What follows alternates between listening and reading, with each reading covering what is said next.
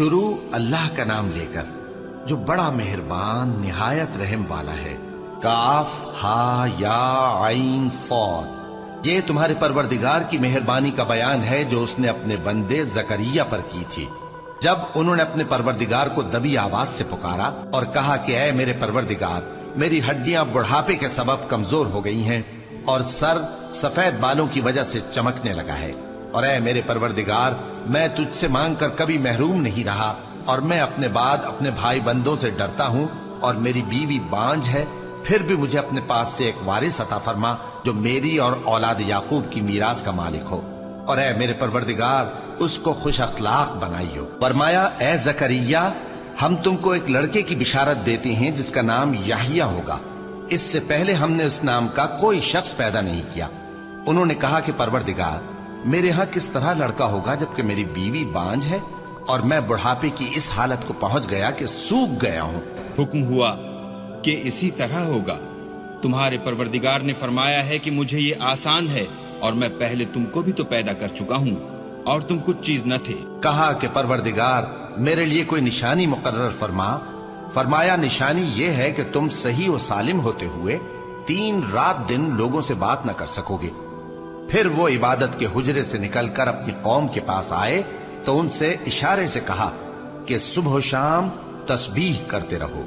فرمایا اے یحییٰ، ہماری کتاب کو مضبوطی سے تھامے رہو، اور ہم نے ان کو لڑکپن ہی میں دانائی عطا فرمائی تھی اور اپنے پاس سے شفقت اور پاکیزگی دی تھی، اور وہ پرہیزگار تھے اور وہ اپنے ماں باپ کے ساتھ نیکی کرنے والے تھے اور سرکش اور نافرمان نہیں تھے۔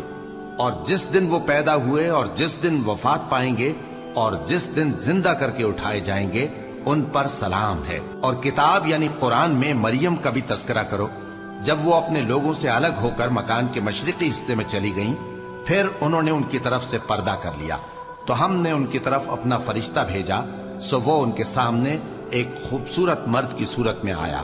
مریم بولی کہ اگر تم پرہیزگار ہو تو میں تم سے بچنے کے لیے رحمان کی پناہ لیتی ہوں۔ فرشتے نے کہا کہ میں تو تمہارے پروردگار کا بھیجا ہوا یعنی فرشتہ ہوں، اور اس لیے آیا ہوں کہ تمہیں پاکیزہ لڑکا بخشوں۔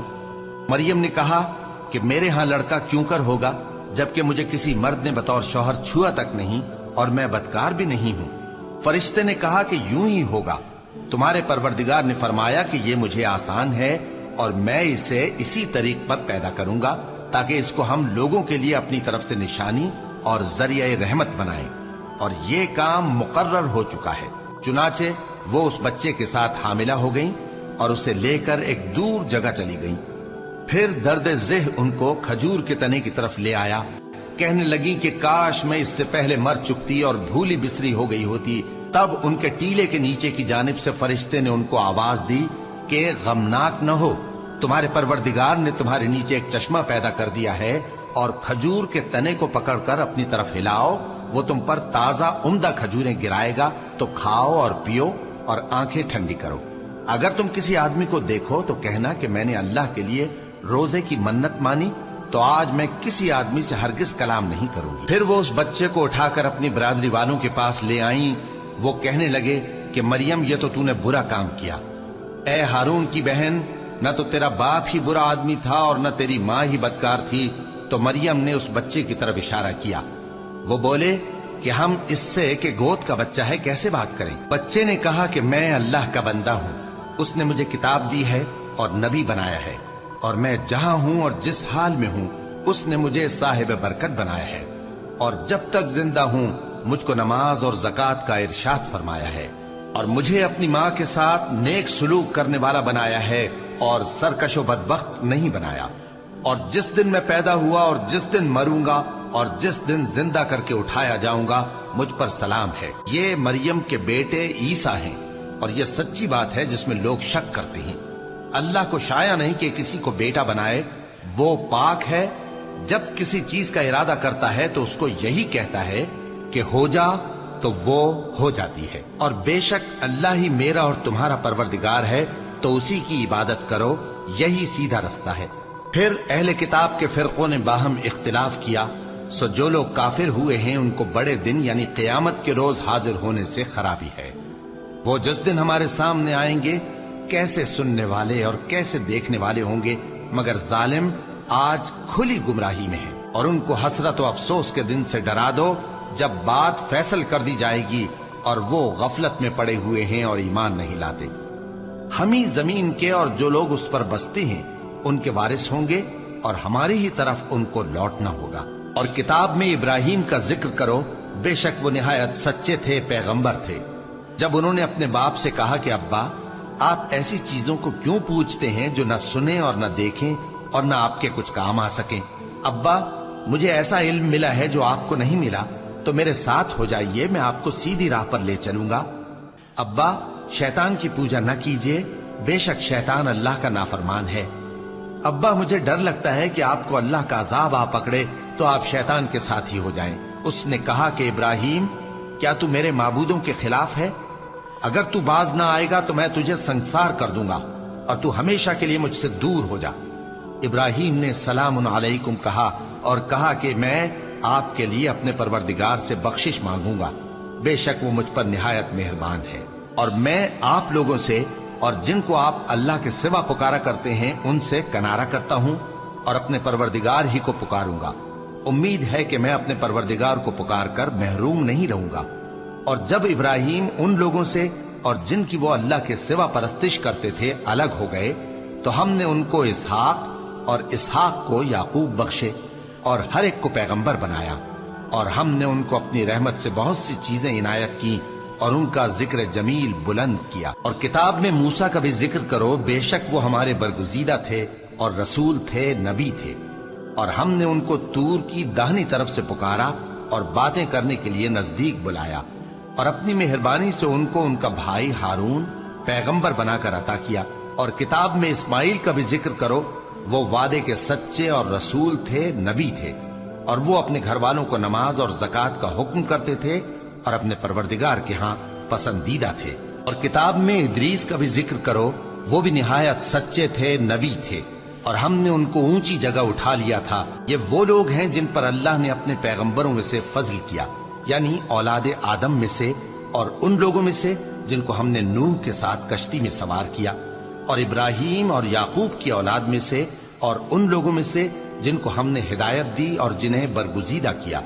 جب ان کے سامنے ہماری آیتیں پڑھی جاتی تھیں تو سجدے میں گر پڑتے اور روتے رہتے تھے۔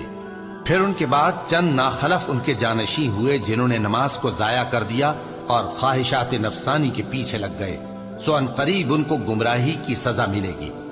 ہاں، جس نے توبہ کی اور ایمان لایا اور عمل نیک کیے تو ایسے لوگ بہشت میں داخل ہوں گے اور ان کا ذرا نقصان نہ کیا جائے گا، یعنی ہمیشہ کی بہشتوں میں جس کا اللہ نے اپنے بندوں سے وعدہ کیا ہے کہ جو ان کی آنکھوں سے پوشیدہ ہے۔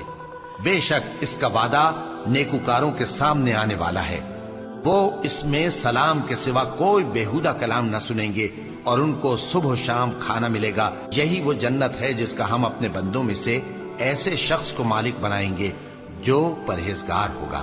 اور فرشتوں نے پیغمبر کو جواب دیا کہ ہم تمہارے پروردگار کے حکم کے سوا اتر نہیں سکتے، جو کچھ ہمارے آگے ہے اور جو پیچھے ہے اور جو اس کے درمیان ہے سب اسی کا ہے، اور تمہارا پروردگار بھولنے والا نہیں، یعنی آسمان اور زمین کا اور جو ان دونوں کے درمیان ہے سب کا پروردگار، تو اسی کی عبادت کرو اور اس کی عبادت پر ثابت قدم رہو۔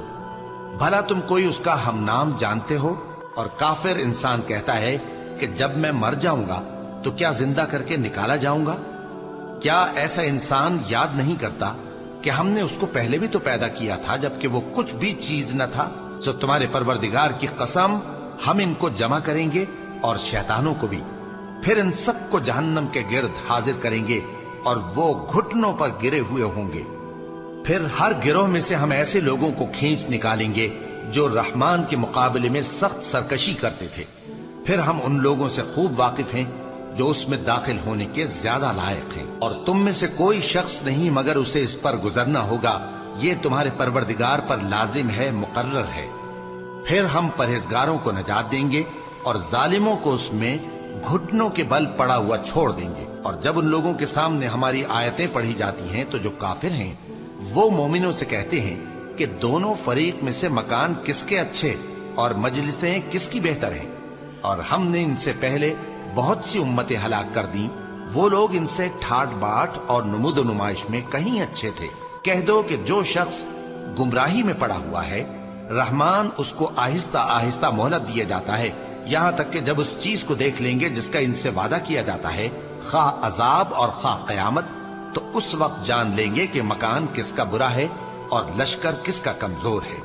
اور جو لوگ ہدایت یاب ہیں، اللہ ان کو زیادہ ہدایت دیتا ہے، اور نیکیاں جو باقی رہنے والی ہیں وہ تمہارے پروردگار کے ہاں صلے کے لحاظ سے خوب اور انجام کے اعتبار سے بہتر ہیں۔ بھلا تم نے اس شخص کو دیکھا جس نے ہماری آیتوں سے کفر کیا اور کہنے لگا کہ اگر میں ازسر نو زندہ ہوا بھی تو یہی مال اور اولاد مجھے وہاں ملے گا؟ کیا اس نے غیب کی خبر پالی ہے یا اللہ کے یہاں سے عہد لے لیا ہے؟ ہرگز نہیں، یہ جو کچھ کہتا ہے ہم اس کو لکھتے جاتے اور اس کے لیے آہستہ آہستہ عذاب بڑھاتے جاتے ہیں، اور جو چیزیں یہ بتاتا ہے ان کے ہم وارث ہوں گے، اور یہ اکیلا ہمارے سامنے آئے گا۔ اور ان لوگوں نے اللہ کے سوا اور معبود بنا لیے ہیں تاکہ وہ ان کے لیے موجب عزت ہوں۔ ہرگز نہیں، وہ معبود ان کی پرستش سے انکار کریں گے اور ان کے دشمن و مخالف ہوں گے۔ کیا تم نے نہیں دیکھا کہ ہم نے شیطانوں کو کافروں پر چھوڑ رکھا ہے کہ وہ ان کو خوب اکساتے رہتے ہیں؟ تو تم ان پر عذاب کے لیے جلدی نہ کرو کہ ہم تو ان کے لیے دن شمار کر رہے ہیں۔ جس روز ہم پرہیزگاروں کو رحمان کے سامنے بطور مہمان جمع کریں گے اور گناہگاروں کو دوزخ کی طرف پیاسے ہانک لے جائیں گے، تو لوگ کسی کی سفارش کا اختیار نہ رکھیں گے مگر جس نے رحمان سے اقرار لے لیا ہو، اور کہتے ہیں کہ رحمان بیٹا رکھتا ہے۔ ایسا کہنے والوں، یہ تو تم بری بات زبان پر لاتے ہو۔ قریب ہے کہ اس جھوٹ سے آسمان پھٹ پڑے اور زمین شق ہو جائے اور پہاڑ پارا پارا ہو کر گر پڑے کہ انہوں نے رحمان کے لیے بیٹا تجویز کیا، اور رحمان کو شایع نہیں کہ کسی کو بیٹا بنائے۔ ہر شخص جو آسمانوں اور زمین میں ہے رحمان کے روبرو بطور بندہ ہی آئے گا۔ اس نے ان سب کو اپنے علم سے گھیر رکھا اور ایک ایک کو شمار کر رکھا ہے، اور یہ سب قیامت کے دن اس کے سامنے اکیلے اکیلے حاضر ہوں گے۔ اور جو لوگ ایمان لائے اور عمل نیک کیے، رحمان ان کی محبت مخلوقات کے دل میں پیدا کر دے گا۔